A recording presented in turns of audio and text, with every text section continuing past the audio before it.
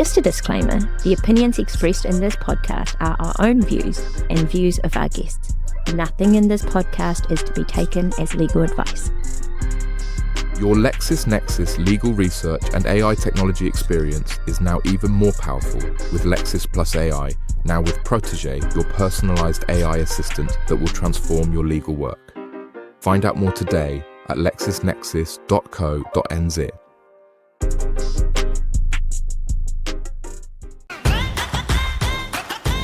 Kia ora, tēnā koe, and welcome to our podcast, That's Just Criminal, with me, Annabel Cresswell, and my co-host, Sumudu Thode.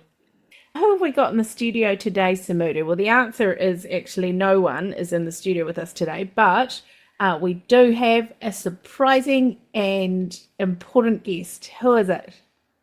Well, it's the Secret Barrister, who we'd been hoping to talk to since you and I started talking about doing this podcast.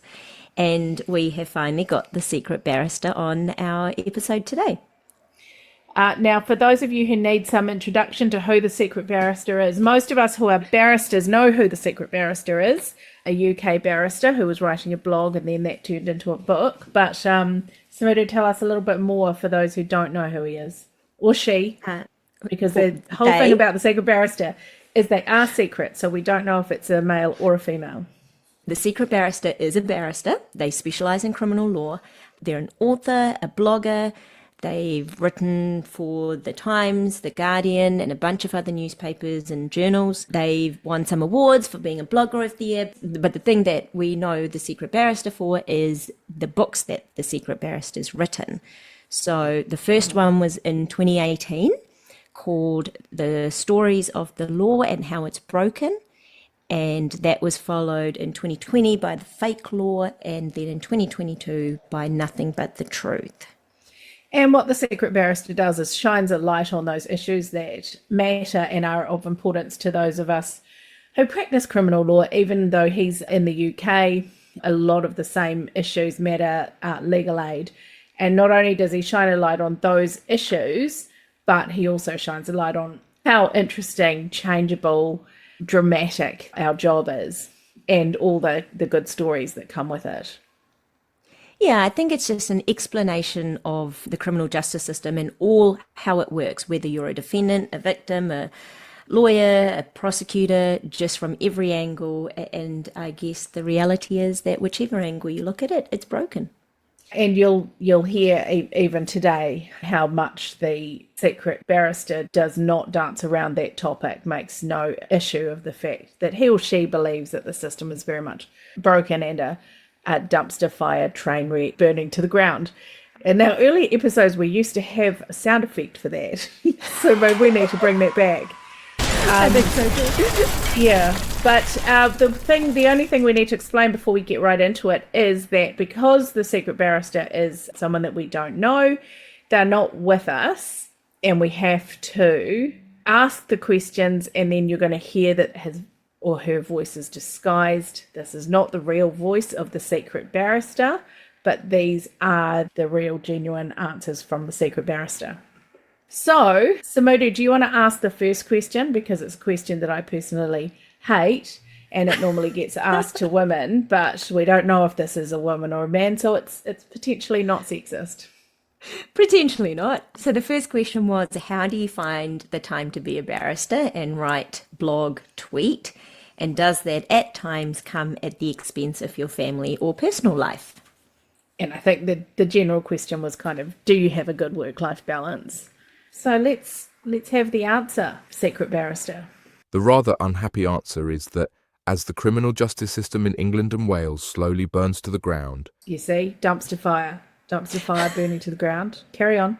And the burdens on criminal barristers increase exponentially, my time to write, blog, tweet, and see my family diminishes. I am far less prolific now than when I first started out, and any writing I do find time for does, I am afraid to say, come at the expense of my family life. They are long-suffering and incredibly patient. Well, I think we can all relate to that, can't we? I am probably not a positive advertisement for a healthy work-life balance. Having a partner who isn't in the legal profession helps me to break away from my cocoon of criminal justice, even if I'm not very good at making free time for it to happen. I think that's absolutely right. My partner is also not a criminal lawyer or a lawyer at all. And it does make a difference because he regularly tells me to shut up and stop talking about what I think are fascinating work stories. And that means you have to talk about something else. And sometimes you wouldn't. I know so many couples who are in the industry who they must do this all day and then go home and talk about it all night and debate it. And I don't know how that would be. I'm very glad that sometimes I'm not listened to. But the flip side of that is sometimes when I'm away and working and I'm staying with other lawyers that I'm doing the trial, you know that it's 10 o'clock at night and you're still talking about work and you're still doing work and you just don't switch off. So I completely agree with the whole, having a partner or friends or people that just aren't in the profession and you can talk about something else. Okay, Secret Barrister.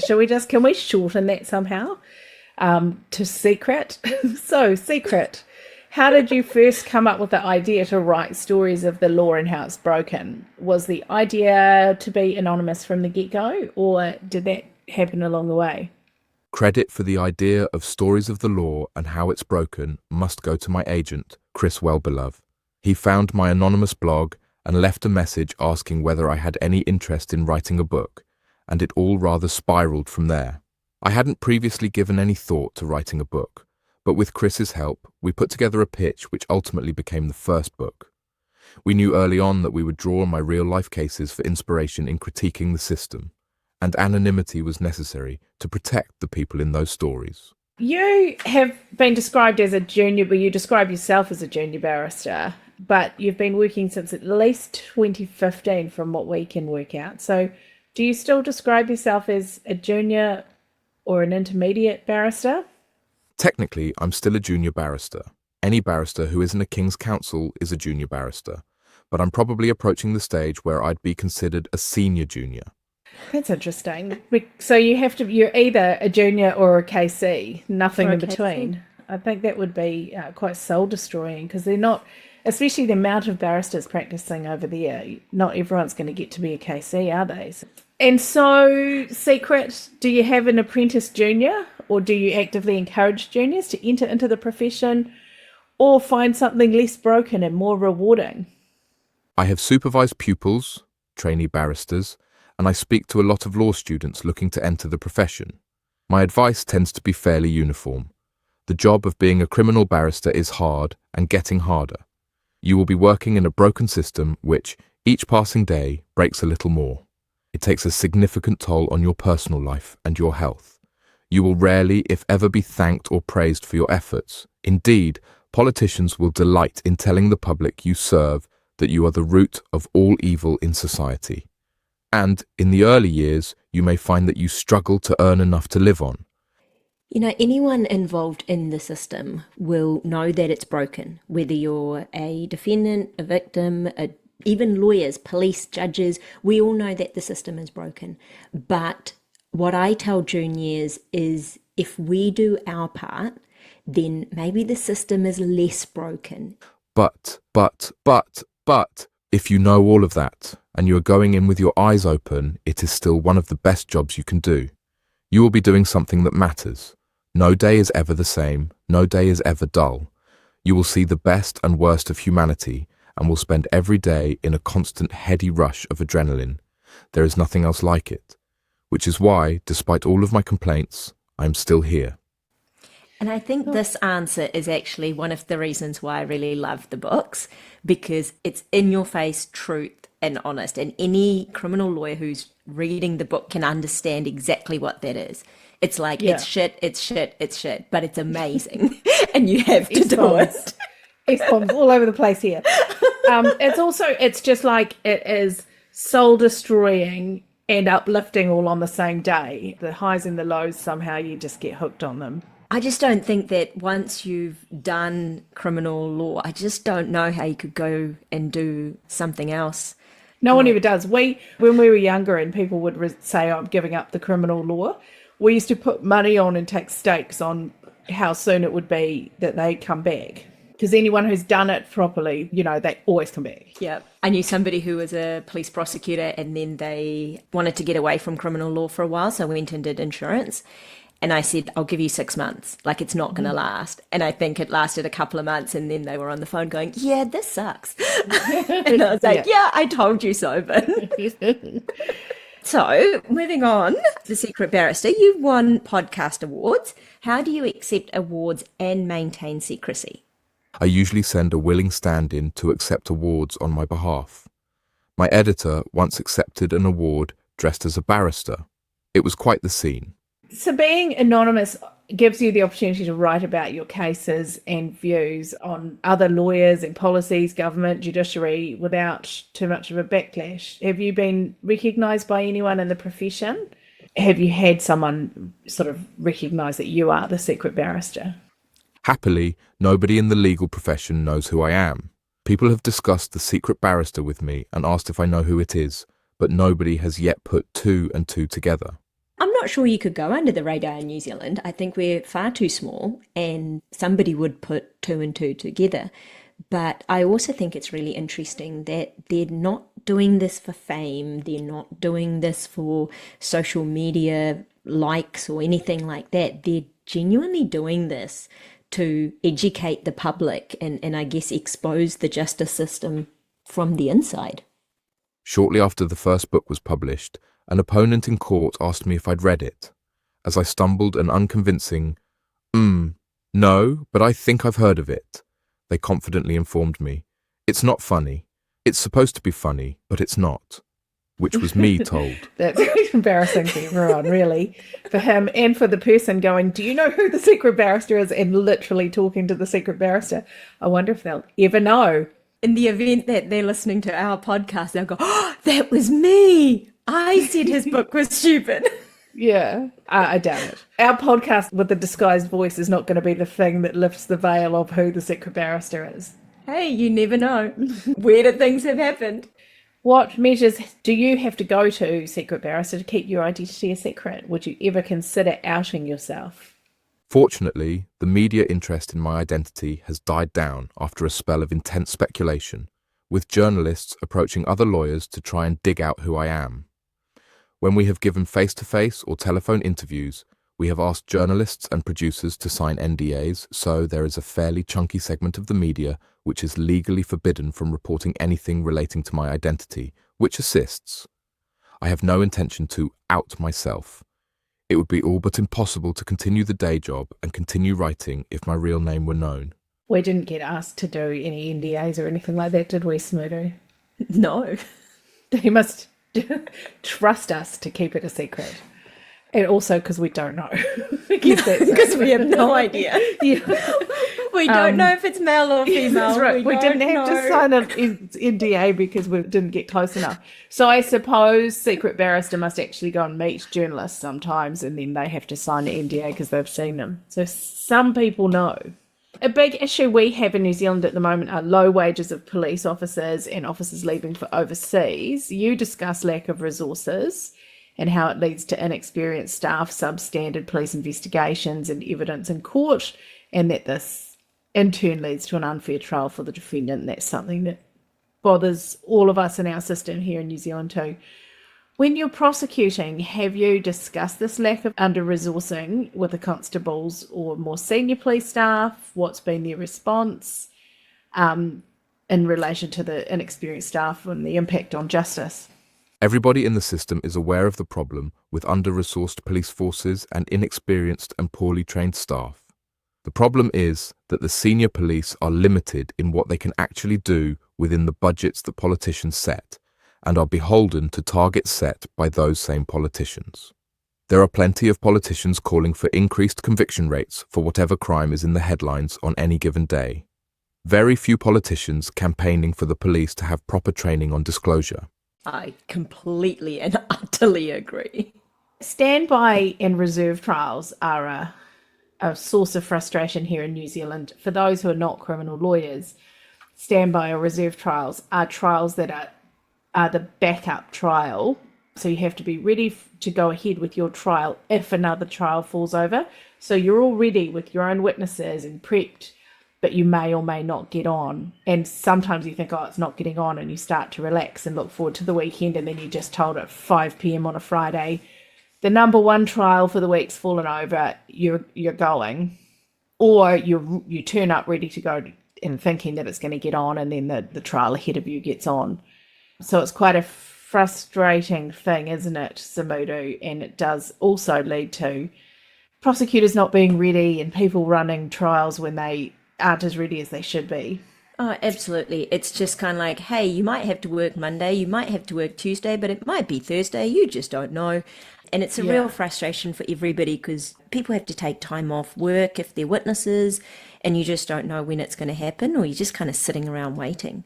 Yeah, and for the defence as well, it's hard to sort of say to your client, hey, look, you might kick off, you might need a week off work, your witnesses might need to turn up this day, that day.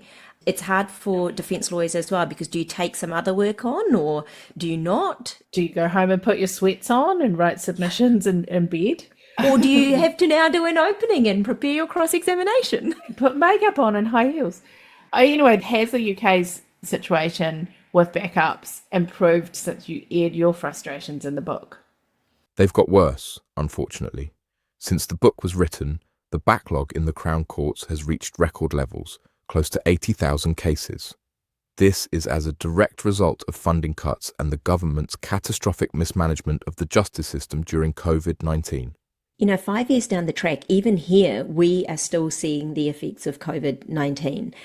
But to add to that, in New Zealand, we've got funding cuts, change in government, change in legislation. And I think it's actually just general mismanagement of the justice system rather than just being COVID.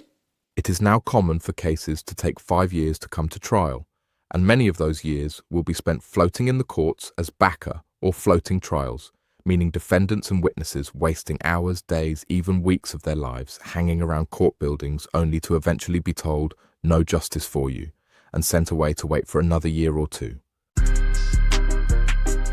Your LexisNexis legal research and AI technology experience is now even more powerful with Lexis Plus AI, now with Protégé, your personalized AI assistant that will transform your legal work.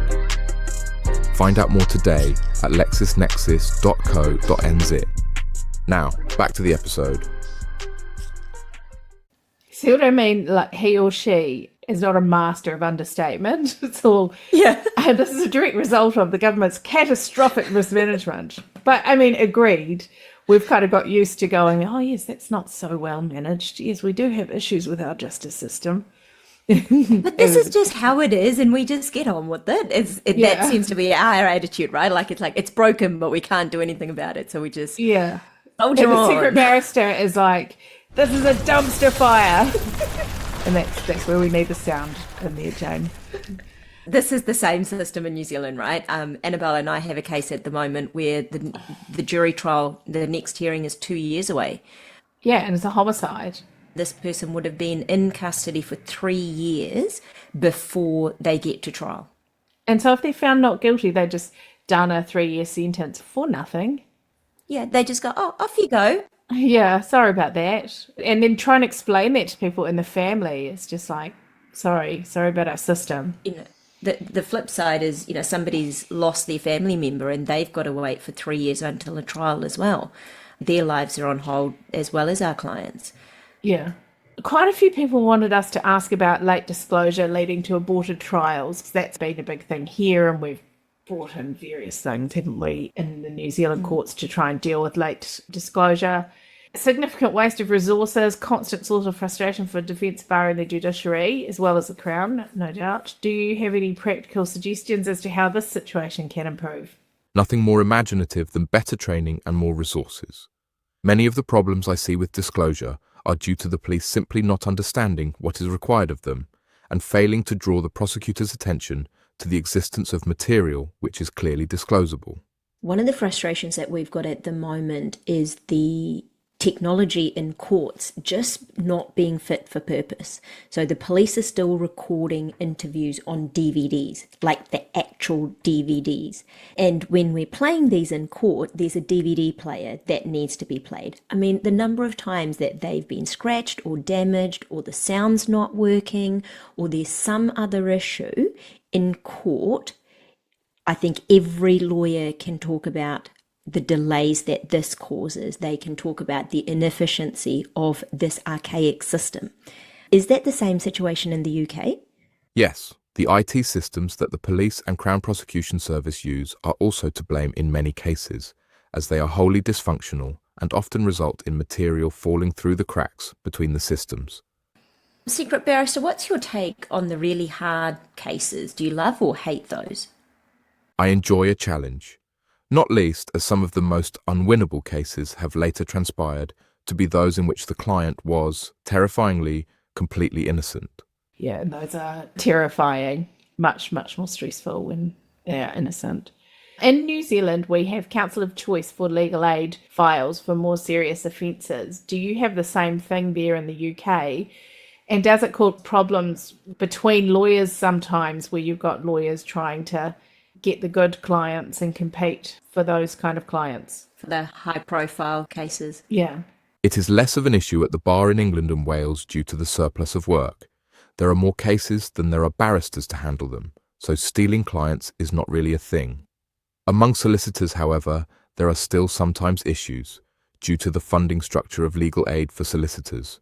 Some cases, particularly cases with many thousands of pages of evidence, pay disproportionately highly, and rogue firms will use dirty tricks to try and poach defendants in those cases. It shouldn't happen, but we all know that it does.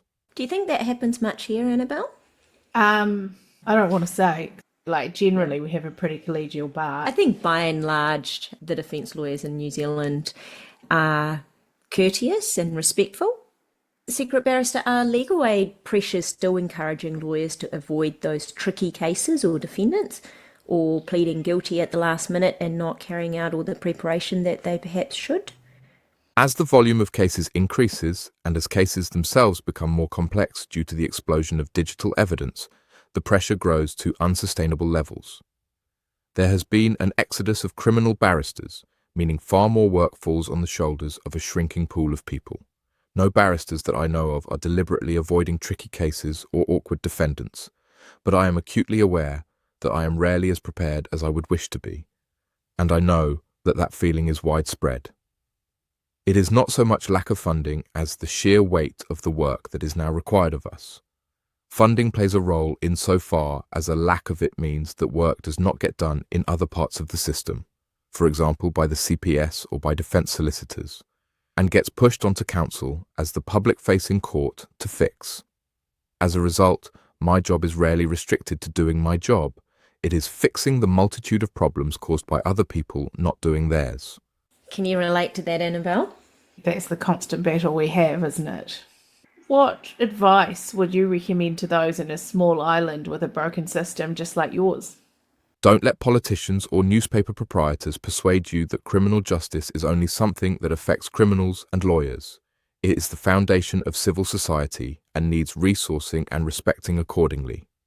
Elect politicians who recognise this, instead of politicians who only want to talk about criminal justice when they smell a political advantage. Yes, and then all they want to say is be tough on crime, tough on crime. That is not helpful to anybody.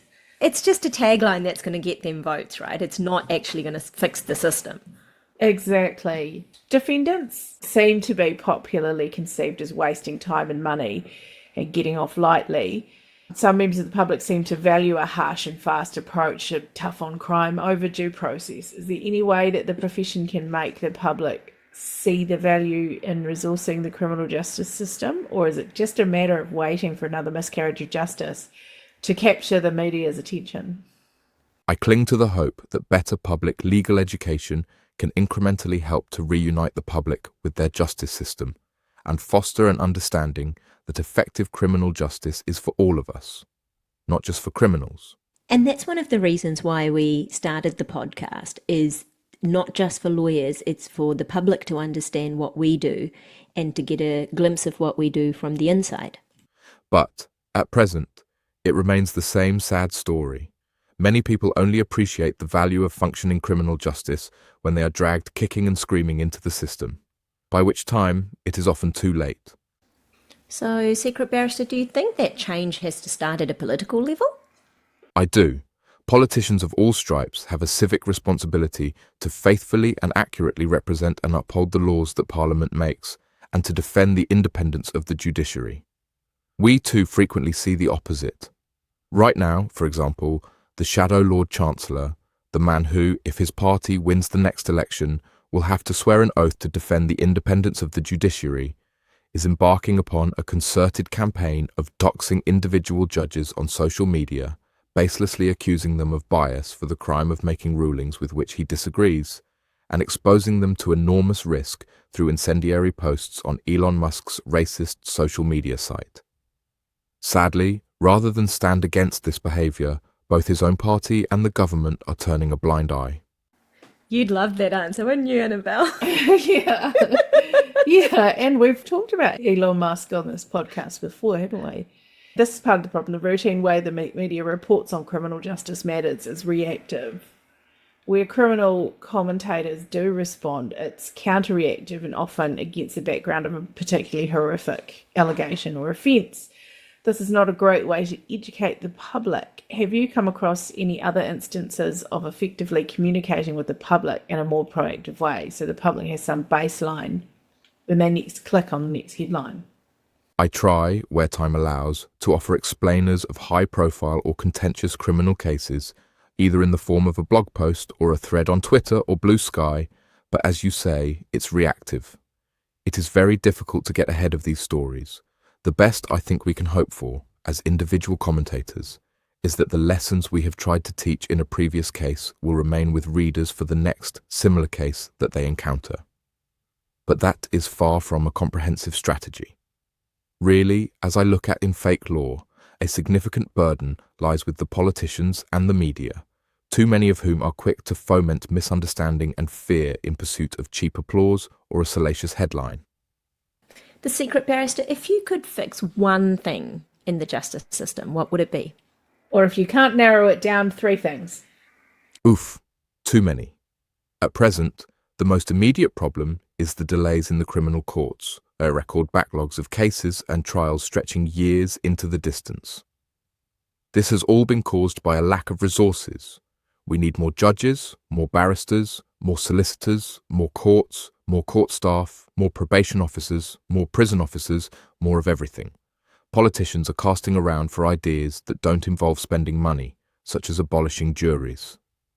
This is akin to trying to solve the problem of starving in the desert not by providing food, but by cutting off your foot. It defies sanity. Sadly, this looks like being the story of the next few years. I agree with him there. I mean, it is insane just going, oh, well, let's just cut away one of the most fundamental parts of justice and one of the fundamental reasons why we have a system of fairness. Well, if you could fix one thing in the system, Annabel, what would it be?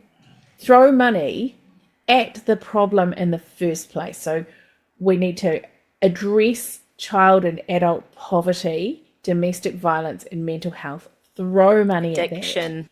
Yeah, addiction. And then also looking at an alternative to prison for 90% of prisoners. And the prisons are only there for the absolute worst of them. And everyone else is on it in a rehabilitative. But it's all pie in the sky, isn't it? Because no one's going to do that. I think that's it. You need to look at the causes of the offending, not looking at the offending as a problem. So it's not these people are criminals, they're committing crime, but why? And it's looking at those drivers and addressing those drivers. I think for me, the one thing I would fix is, just making it a fair system. Yeah. All right. Well, that's a wrap, I think, for the Secret Barrister. It's taken us a long time to get that FaceTime, as it were, FaceTime with him, her. I personally think it's a man. I think those are quite masculine answers. Things like oof is a male expression. I think I can't even imagine a female barrister going oof. The only person I know who says oof is my 7-year-old. Yeah, a male, 7-year-old male. Yeah, 7-year-old boy.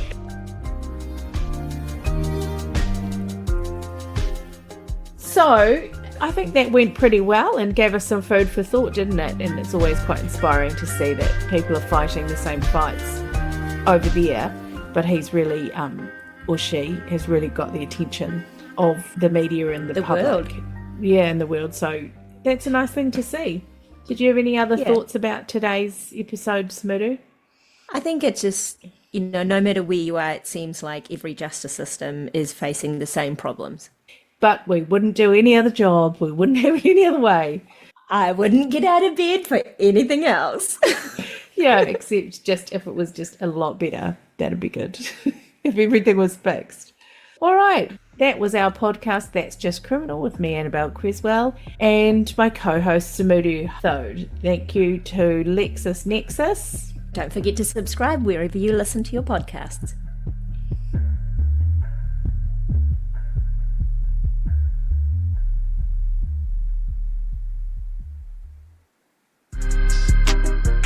Thank you for listening this far. Today's episode is brought to you by LexisNexis.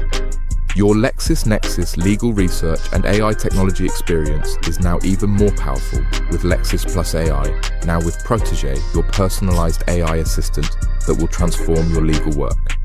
Find out more today at lexisnexis.co.nz.